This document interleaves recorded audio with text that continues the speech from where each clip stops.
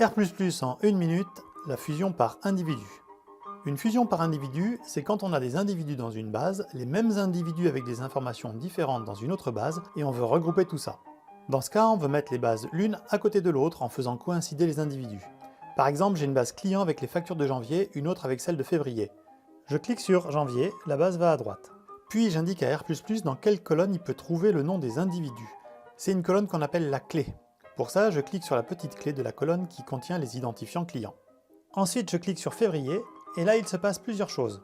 Les deux fichiers contiennent une variable appelée titre. R++ se rend compte que les colonnes titre en janvier et titre en février contiennent les mêmes informations, donc il les considère comme une seule et même colonne qu'il appelle titre.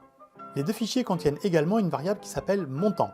Là, R++ se rend compte que les colonnes ne contiennent pas du tout les mêmes informations. Il crée donc deux colonnes distinctes qu'il appelle montant janvier et montant février.